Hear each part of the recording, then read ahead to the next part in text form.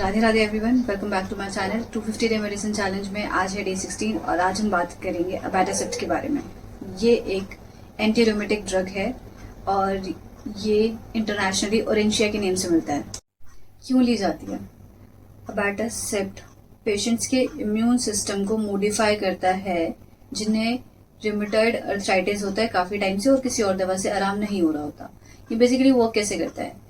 अबैटासेप्ट block करता है immune cells के उन सिस्टम को जो रिस्पॉन्सिबल होते हैं जॉइंट्स में स्वेलिंग के लिए एंड पेन के लिए एंड डैमेज क्रिएट करने के लिए। कब इसको नहीं देना चाहिए? अगर हाइपर सेंसिटिविटी का केस है तो इसको नहीं देना चाहिए। डोजेज फॉर्म इसका क्या क्या होता है? अगर वेट 60 kg से कम है तो 500 mg का डोज दिया जाएगा और अगर वेट 60 से 100 के बीच में है तो 750 mg का डोज दिया जाएगा। अगर जुवेनाइल आइडियोपैथिक का केस है जिसमें 16 साल या 16 साल से कम उम्र के बच्चों को ही हो जाता है काफी बार, उसमें होता क्या है कि जो जॉइंट्स होती हैं उसमें एक लिक्विड डिस्चार्ज होता है जिस वजह से स्वेलिंग और पेन कॉज करते हैं। उस केसेस में अगर वेट बच्चे का 70 kg से कम है, 75 kg से कम है तो उनको पर केजी 10 mg के अकॉर्डिंग डोज को दिया जाता है।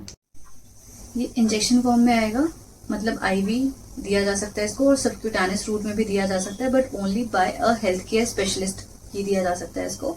एंड स्टार्टिंग के 3 डोज हर 2 हफ्ते में दिए जाते हैं एंड उसके बाद हर 4 हफ्ते बाद इस डोज को दिया जाता है। प्रिकॉशंस क्या क्या रखने की जरूरत है इसमें? पेशेंट को ट्यूमर या फिर सीरियस इन्फेक्शन होने के चांसेस होते हैं इसमें। अगर उसे लिवर या लंग्स रिलेटेड कोई इशू है तो भी इसको नहीं देना चाहिए और अगर कट्स हैं या ओपन सोर्स हैं बॉडी में कहीं पे भी तो भी इसको अवॉइड करना चाहिए। इसको लेते time HIV, SCID, TB, cancer, tumour and अगर कोई प्रेग्नेंट है लेडी तो भी अवॉइड करना चाहिए या फिर ब्रेस्ट फीडिंग कराती है तो भी इसको अवॉइड करना चाहिए।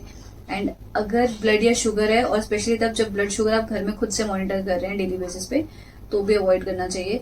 इसका ओवर एक्सेस डोज नहीं लेना चाहिए।